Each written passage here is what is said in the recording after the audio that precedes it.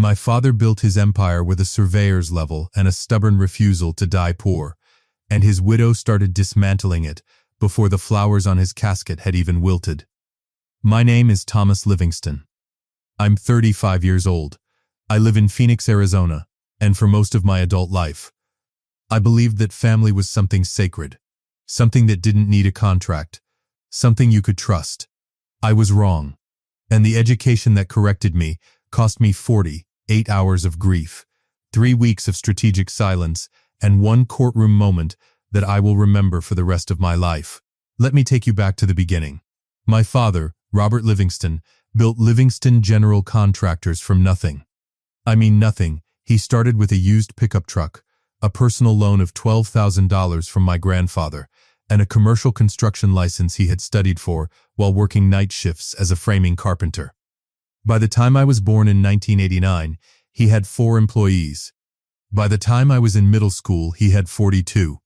By the time I graduated from Arizona State University in 2011 with a degree in civil engineering, Livingston General Contractors was a mid-size commercial construction firm headquartered in North Phoenix, pulling in contracts across Maricopa and Pinal counties. The company had a fleet of equipment, 2 yards, a solid reputation for government bids, and a workforce of nearly 110 people. My dad was not a showy man. He drove the same Ford F-250 for 12 years. He wore Wranglers and work boots to business meetings and didn't apologize for it. He called a bluff when he saw one, shook hands like he meant it, and slept 8 hours every single night because, as he always said, a man who's tired makes bad decisions. He was also, unfortunately, a man who fell in love twice. My mother, Carol Livingston, passed away from a brain aneurysm in January 2003. I was 13 years old. My dad was devastated in the quiet way strong men are. He didn't cry in front of me. But I could hear him in the kitchen at 2 in the morning, sitting alone, the radio turned so low it was barely a whisper. He carried his grief in his chest like a load-bearing wall, invisible but structural. He met Sandra Pruitt in 2007. She was 31 years old at the time, 29 years younger than my dad, a fact that nobody in the family said out loud but everyone mentally noted. She was sharp-looking, well-spoken, recently out of a short first marriage, and working as an office manager at a commercial real estate brokerage in Scottsdale. She was friendly in the calculated way that some people are, warm enough to be likable, careful enough never to let you fully in. My dad was 60 years old that year, recently retired from the field, and lonely in the way that men his generation never quite know how to name. They married in 2009. Sandra became Sandra Livingston. She was 33. My father was 62. I was 20 years old and already enrolled at a SU, watching the whole thing from a careful, polite distance. I tried to like her. I genuinely did. She was never openly cruel to me. She was something harder to name. She was cordially indifferent. She treated me the way a hotel concierge treats a long-term guest, professionally, predictably, and with zero actual interest in who I was. Every conversation had an invisible boundary. Every holiday had a slight tension underneath the pleasantries. Every time I came home for a weekend, Sandra would find a reason to be somewhere else for the first few hours, then arrive back just in time to make it look like she'd been there the whole time. My dad never saw it, or maybe he did, and he just loved her too much to say so. I've spent a long time trying to figure out which one it was.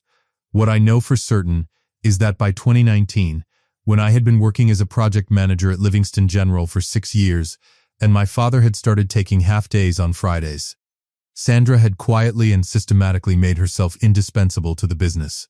Not in any engineering or project capacity, she had no background in construction, but she had positioned herself as the company's office director, managing payroll administration, vendor relationships, and accounts receivable.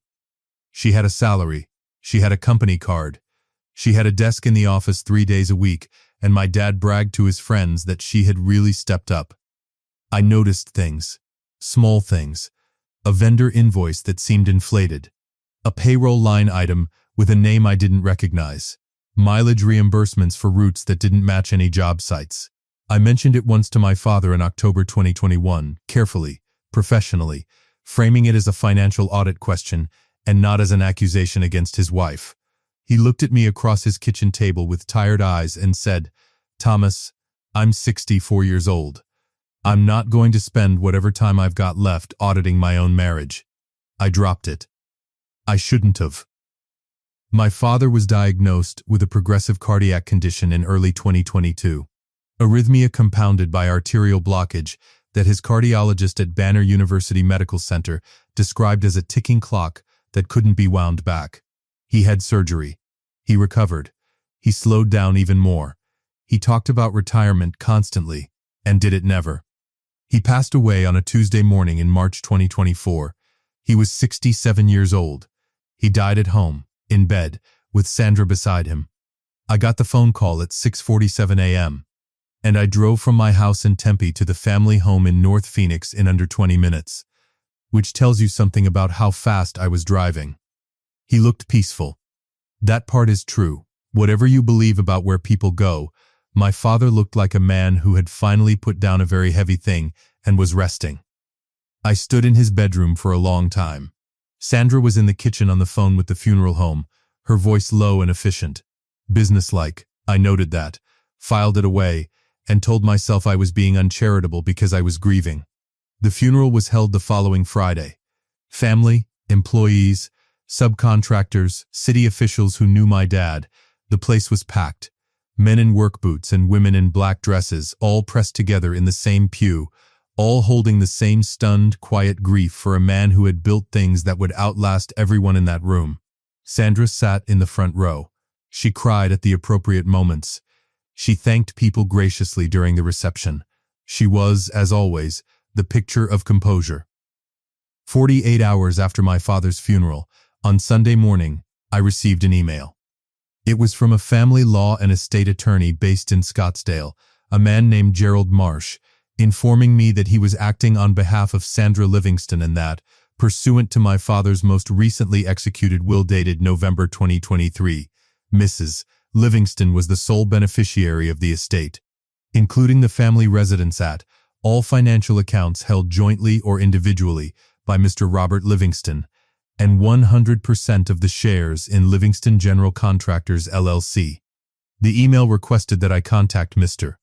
Marsh's office within 5 business days to discuss the orderly transition of any items of personal property I wish to retrieve from the family residence. In other words, your father is buried. Get your stuff and get out. I sat at my kitchen table in Tempe and read that email 4 times. I want to tell you that I got angry. A part of me did, a hot electrical flash of it that lasted about 30 seconds. But then something else happened. Something colder and more deliberate settled into my chest, and I recognized it immediately because I had felt it before, on job sites. When a subcontractor tried to cut corners on a structural detail, and I had to decide in the next 15 seconds how I was going to handle it. I felt the anger go quiet. I felt my brain shift into gear. I didn't know it yet, but my father had prepared me for exactly this moment, in a way Sandra never anticipated. I poured a cup of coffee. I sat back down. And I called my attorney. His name is Kevin Mercer. He's 49 years old, a business and estate litigation attorney based in downtown Phoenix, with 23 years of experience and a reputation that most people in commercial construction in the Valley are aware of if they've been around long enough. Kevin and my father had worked together for over a decade on everything from corporate structuring to contractor disputes. Kevin had also, as it happened, drafted and overseen the execution of my father's will, not the November 2023 will that Gerald Marsh was referencing. A different one. Kevin picked up on the second ring. "Thomas, I was expecting your call. Are you okay?" "I'm functional. Tell me what you know about a will dated November 2023. A pause. A long one. "Thomas, before you do anything, I need you to come into the office tomorrow morning. There are things I need to show you in person." I didn't push him. I didn't sleep much that night either. The next morning, Monday, I walked into Kevin's office on North Central Avenue at 8:30. He was already at his desk, a stack of documents in front of him, and 2 cups of coffee waiting. He didn't waste any time. "Your father came to see me in September 2023, Kevin said. He was concerned. He had started noticing things in the business accounts, discrepancies he couldn't explain. He asked me to help him restructure. There it was. He came to you before he came to me, I said. He didn't want to alarm you. He also didn't have proof yet, just instincts. Your dad was smart, Thomas. He trusted his instincts. What my father had done, quietly, systematically, and with Kevin's help over the course of 6 weeks in the fall of 2023, was restructure Livingston General Contractors in a way that was entirely legal, entirely thorough, and entirely invisible to Sandra. He had converted his sole ownership stake in Livingston General Contractors LLC into a structure involving a family trust, the Robert H. Livingston Family Trust, and a separate holding entity.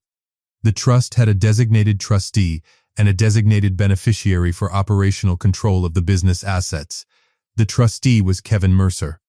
The beneficiary for business succession and operational control was Thomas Allen Livingston. Me. The November 2023 will that Sandra's attorney was waving around? It was real. It was valid. It had been executed by my father, and it left Sandra the family residence, the personal financial accounts which were substantial, and 100% of something called Livingston General Contractors LLC, which, as of the trust restructuring completed in October 2023, held no assets, no equipment, no contracts, no employees, no receivables, no real property. The LLC was a clean, empty shell. Everything of actual value, the equipment fleet, the 2 yards, the active contracts, the company's operational accounts, the goodwill, the licenses, the workforce, had been legally transferred into the holding entity controlled by the trust 2 months before my father wrote that will. Sandra's attorney had sent me an email informing me I had 5 business days to collect my personal belongings. He was about to discover that his client had inherited the name of a company and a debt-free, zero-asset corporate shell worth approximately nothing. I didn't know yet exactly when Sandra would figure it out, but I knew it was going to be a very specific moment, and I intended to be there for it. Kevin looked at me across his desk. She's going to fight this. Gerald Marsh is competent, and he will argue that the restructuring was fraudulent, that your father intentionally divested assets from the estate to defeat Sandra's spousal inheritance rights. Can he win? Not easily. The restructuring is clean. Your father had documented business reasons, the discrepancies he found in the accounts. We have an audit trail, and Arizona law gives a surviving spouse an elective share of the augmented estate, but the timing and the documentation are going to make that argument very difficult for them. Kevin leaned forward. But here's what I'm recommending, Thomas. Don't fight it in a way that looks like a fight. Do the opposite. I looked at him. Say more. He smiled, a dry, careful litigation veteran smile. Agree to everything. Give Sandra exactly what the November will says. The house, the personal accounts, the LLC. I sat with that for a moment. And then what? And then let Gerald Marsh open the LLC's books. I flew back home that evening. I sat on my back patio with a beer and watched the sun go down behind the South Mountain Range, painting the sky in shades of orange and copper. Phoenix is brutal in the summer, but the sunsets are honest. They don't soften anything, they just burn beautifully. I thought about my dad, driving that old F-250, eating the same diner breakfast every Thursday morning, trusting his instincts all the way to the end. I've got it from here, Dad, I said out loud, to no one. Sandra sent me a text 3 days after the funeral. That's how I know the grief was at least partly curated. 3 days of widow's silence, and then a text message from a woman who had never texted me anything warmer than a grocery list. Thomas, I'd appreciate it if we could handle this like adults. Gerald will be in touch. Handle this like adults. I read it twice, then set my phone face down on the counter and started making breakfast. Scrambled eggs, wheat toast, black coffee. Exactly what my father used to make every Saturday morning at the house in North Phoenix. I had learned to cook it the way he did. No butter in the eggs, just heat and patience, and I hadn't been able to stop making it since he died. Sandra's attorney, Gerald Marsh, called Kevin the following Wednesday morning. Kevin relayed the conversation to me in a voice note that afternoon. Gerald had laid out Sandra's position clearly.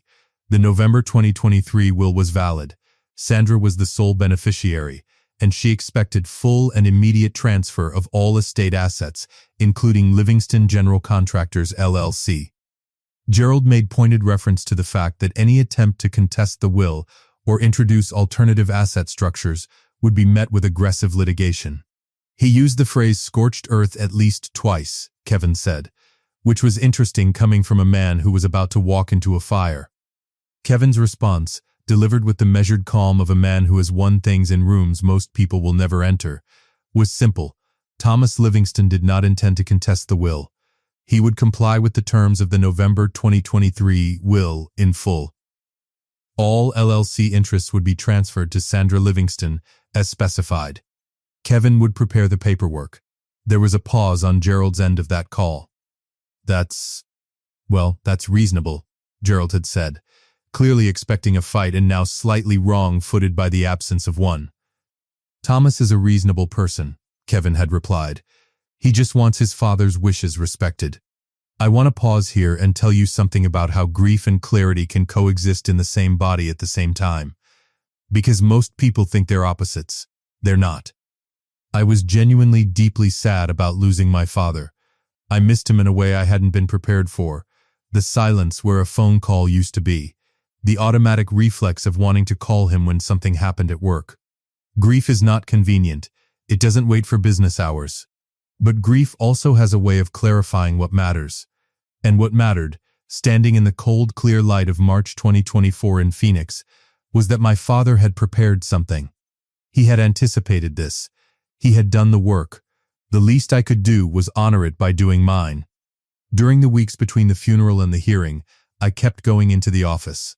Livingston General's operations manager, a 43-year-old man named Doug Carver, who had been with the company for 11 years, knew about the restructuring. He'd been briefed by my father and by Kevin. Doug ran the daily operations with the steady, unsentimental competence of a man who understood that projects don't pause for personal drama. The workforce knew something was happening. A business transition after the owner's death is impossible to hide, but nobody panicked. Because the paychecks kept clearing and the job sites kept running. That was by design. The holding entity structure meant operations were fully insulated from the estate proceedings. Sandra, as far as I knew, had no idea any of this was in motion. I did have one direct interaction with her during this period, a Wednesday afternoon in late March, when she called me on the phone. I was in my truck, parked outside a job site in Mesa, eating a sandwich and reviewing plans. Thomas. Her voice was measured. Friendly, even, the hotel concierge voice, turned up a few degrees. Sandra. I just want you to know I don't want this to be adversarial. Your father loved you. I know that. I'd like us to be able to move forward with some level of mutual respect. Mutual respect. The woman who had emailed me 48 hours after the funeral through an attorney. I think that's a reasonable goal, I said, matching her tone exactly. Gerald tells me your lawyer has agreed to the transfer. I appreciate that, Thomas, truly. My father's wishes were clear. I'm not going to stand in the way of that. A pause. Something shifted in the silence. I could almost feel her recalibrating, reassessing whether I was naive or resigned. I think we can still have a relationship, she said finally. As family. Of course, I said. I finished my sandwich after she hung up. The sun was hammering the asphalt outside the job site, and the air smelled like concrete and machine exhaust. The smell of my whole childhood, the smell of my father's hands. I thought about what she had said. As family, I didn't know yet that in 4 days, she would never use that word with me again. The hearing was set for a Thursday morning in early April 2024. Maricopa County Superior Court, downtown Phoenix. Kevin had filed the paperwork for the voluntary transfer of LLC interests, clean, uncontested. Exactly what Sandra's attorney had demanded. No fight, no opposition, just execution of the will as written. I wore a gray blazer and dark jeans, the kind of thing my dad would have called dressed enough. I drove downtown, parked in the garage on Washington Street, and walked the 2 blocks to the courthouse with the sun already warm on the back of my neck at 8:15 in the morning. Kevin was waiting in the hallway outside the hearing room. Beside him was his associate, a woman named Paula Webb, who managed complex trust documentation and who had been, Kevin said, the architect of the holding entity structure. She was quiet, thorough, and had the expression of someone who had already run every scenario and was not concerned. Sandra arrived with Gerald Marsh at 8:40. She was dressed sharply, black blazer, pearl earrings, the full presentation of a woman who expected to be confirmed in possession of something significant. Gerald was a tall man in his late 50s, silver-haired and competent-looking in the way that expensive attorneys are trained to appear. He greeted Kevin with a professional nod and set his briefcase on the table. We all sat down. The proceeding was administrative in nature. No jury, no dramatic courtroom. Just a judge, a court officer, and the transfer of an estate. The judge reviewed the filings. She confirmed the November 2023 will's validity. She confirmed that Thomas Allen Livingston had consented to the transfer of all LLC interests to Sandra Livingston without contest. She asked Kevin directly whether his client had any objections. Kevin said, "None, Your Honor. Mr. Livingston is in full agreement with the transfer as documented." Sandra sat back slightly in her chair. I watched Gerald's posture relax, the set of his shoulders dropping maybe a half-inch, the tell of a litigator who came prepared for a war and is quietly relieved there won't be one. The judge approved the transfer. She signed the order. That was the moment Gerald reached for the business asset schedule, the supporting documentation that itemized exactly what Livingston General Contractors LLC contained. The documentation that, under court procedure, he was required to review for the record before the transfer was formally closed. He opened the folder. He read the first page. He turned to the second page. He stopped. I watched his face change the way a structure changes when a load-bearing element fails, not all at once, but progressively. As his brain processed what his eyes were reading and refused, for a moment, to accept the calculation. He looked up at Kevin. Kevin looked back at him, entirely calm, entirely still, the way a man looks when he already knows every word on every page.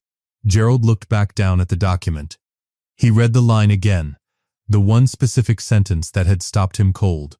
The sentence that described the current asset value of Livingston General Contractors LLC as of the date of transfer, following the October 2023 restructuring into the Robert H. Livingston Family Trust. Net asset value, $00.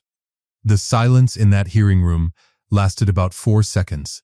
In a courtroom, 4 seconds is a very long time. Gerald Marsh set the document down on the table with the deliberate care of a man trying to keep his hand steady. He removed his reading glasses, folded them, placed them beside the document. He looked at Kevin Mercer with an expression that was trying very hard to remain professional and was losing the battle by small visible degrees. "Counsel," he said, "I'd like to request a brief recess." The judge granted it.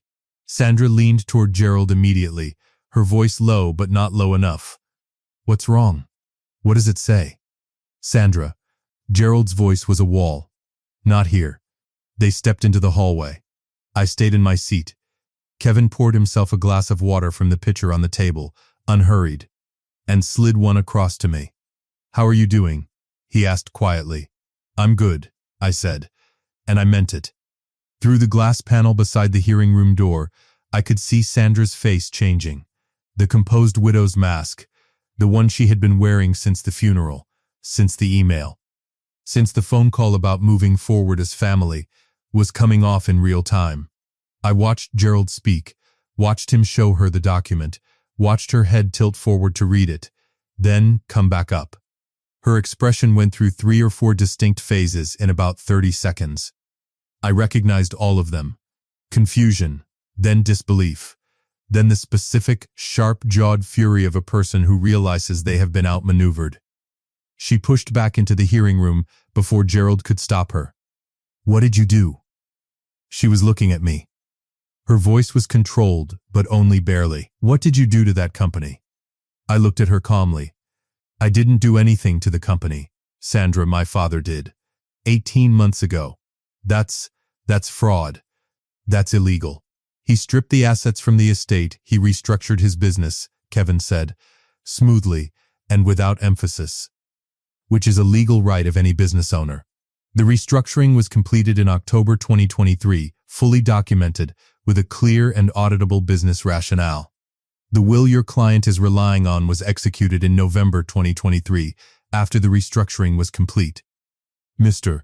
Livingston was entirely within his legal rights. He did this to cut me out. He did this to protect his business, Kevin said. Whether you view those as the same thing is a matter of perspective. Gerald had come back in and had his hand lightly on Sandra's arm. The practiced, careful gesture of an attorney managing a client who is about to say something unhelpful. Sandra, please. She sat down. She was breathing in the measured way people breathe when they are trying to prevent themselves from screaming. The judge returned. The proceedings resumed. The transfer of Livingston General Contractors LLC, the empty shell, the zero-asset entity, the name and nothing else, was formally completed. Sandra Livingston received exactly what my father's November 2023 will specified. The company. 100% of the shares. She inherited a clean corporate filing with no employees, no contracts, no equipment, no property, and no receivables. She inherited the letterhead. I didn't say anything triumphant. I didn't want to. This was never about victory. It was about completion. My father had set the table. I just had to show up and not knock anything over. After the hearing, in the parking garage on Washington Street, Kevin walked with me to my truck. The April sun was already aggressive, bouncing white off the concrete walls. She'll instruct Gerald to challenge the restructuring, Kevin said.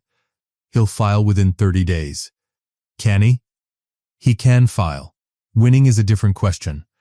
Arizona recognizes a surviving spouse's right to an elective share of the augmented estate, 33% under ARS 14-2202. But the augmented estate calculation under Arizona law has to account for the fair market value of assets transferred within 2 years, and the documented business rationale we have on the restructuring is going to make the fraudulent transfer argument very hard to sustain. We have the discrepancy records your father compiled. We have the vendor audit. We have a clear paper trail. I nodded. What does she actually end up with if they pursue the elective share? Realistically, the family residence, which is fully paid off, worth approximately $1. $1 million in today's Phoenix market.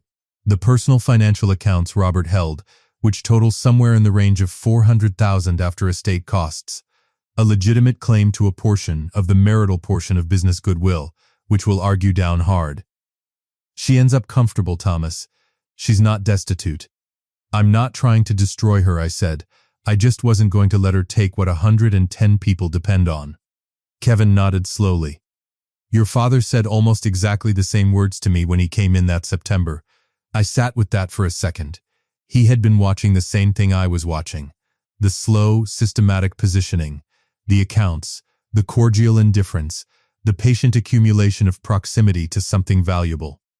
He had just been quieter about it than I would have been, and more methodical, and more thorough. He had done what he always did. He had built something to last. If you've made it this far, do us one quick favor. Subscribe. A lot of people watch without ever doing it, but it costs you nothing and means everything to us. Thank you. Over the following weeks, Gerald filed the elective share claim, exactly as Kevin had predicted. The litigation was real. Months of depositions, document productions, financial forensics. Sandra hired a forensic accountant. We hired a better one. What the forensic accounting revealed, once Sandra's team had gone digging in the hope of finding grounds to challenge the restructuring, was not what they were looking for. It was something much worse for her. The same vendor invoices I had flagged to my father in October 2021. The ones that had led him, quietly to compile his own documentation, became relevant in the discovery process. A pattern emerged across 14 months of company records, inflated vendor invoices from a sole proprietorship that had no verifiable physical address. The payments from which traced back, through a single-member LLC registered in Nevada, to an account with Sandra Livingston as signatory. $263,000. Over 14 months. Kevin didn't bring it to Gerald as a threat. He filed it with the court as part of the elective share proceeding, as relevant financial history affecting the augmented estate calculation. Specifically, as a reduction to the estate value traceable to transfers the court might choose to characterize as misconduct. Gerald Marsh withdrew from the case 11 days later.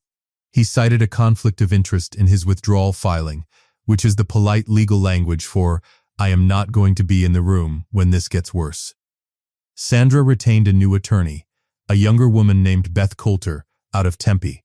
Beth was sharp, and she understood immediately that her client's negotiating position had collapsed. Within 3 weeks, Beth called Kevin with a settlement proposal. Sandra would drop all elective share claims. She would accept the family residence and the personal accounts. She would sign a full release of any interest in the holding entity, the trust, and the operations of Livingston General Contractors. In exchange, the financial misconduct documentation would be treated as settled and not referred to the Maricopa County Attorney's office. Kevin brought it to me on a Tuesday evening. We sat in his office with the city lights coming on outside the windows and the traffic on Central Avenue thinning out below us. "It's a clean resolution," Kevin said. "She walks away with assets. You walk away without a criminal referral process that could take years. Does she deserve that?" I asked. Kevin looked at me steadily. "Deserve is a theological question, Thomas. I'm a lawyer. What I can tell you is that this settlement protects the company, protects the employees, and closes this chapter cleanly. Your father didn't structure this to punish Sandra. He structured it to protect the business. He was right. And I knew it." I signed the settlement agreement on a Wednesday morning in May 2024, 14 weeks after my father's funeral. 11 weeks after a lawyer had sat in a Maricopa County courtroom and read a single line that changed every assumption he had walked in with. I drove out to the North Phoenix job site after I signed, a commercial warehouse project in the Deer Valley area that Doug Carver had been managing through all of it, the concrete already poured and the steel going up on schedule, because that is what this company does. I parked the truck and walked the perimeter. The steel workers were running beams 40 feet up. The sun was doing that particular Phoenix thing where it turns the whole horizon into hammered copper in the late afternoon. I called Doug on the radio. "How's the pour looking?" "Clean," Doug said. "North elevation is exactly where we want it." "Good," I said. "Keep it rolling." I stood there for a while, listening to the machinery and the metal and the ordinary, irreplaceable sound of something being built. My father had stood on 100 job sites exactly like this one. Different cities, different decades, the same sound, the sound of something that lasts. I didn't need the moment to be cinematic. It was already everything. The last thing I want to say about all of this is something that took me months to understand, and I want to say it clearly, because this channel is about more than the drama. It's about what the drama teaches. My father was 67 years old when he died. In the last 18 months of his life, while managing a cardiac condition, while slowing down, while grieving in his quiet way, he had the clarity and the discipline to document, restructure, consult his attorney, and protect a business that 110 families depended on. He didn't do it out of rage. He didn't do it for revenge. He did it because he was a builder, and builders think about what happens after they're gone. I had spent years being careful not to be adversarial, careful not to create conflict in my father's marriage, careful to be the cooperative adult stepchild who didn't make things difficult. And I understand why. I wanted to protect my relationship with my dad. But that careful neutrality had also allowed a situation to develop, financially, relationally, structurally, that required emergency intervention. The lesson I carry from this is not that you should be suspicious of everyone who marries into your family. The lesson is that love and due diligence are not opposites. You can love a person and still read the contract. You can respect a relationship and still verify the accounts. You can be loyal to your family and still know exactly what you own and what the paperwork says. My father knew. He just acted on that knowledge a little later than ideal, and when he did, he was thorough. He was careful. And he left me with something I could work with. That's the inheritance that actually mattered. The business is operating, the employees are working, the projects are on schedule, and every single morning I make scrambled eggs, wheat toast, and black coffee. No butter. Just heat and patience. That's how you build something that lasts. Join our community by hitting that like button and subscribing for more family-centered accounts like this.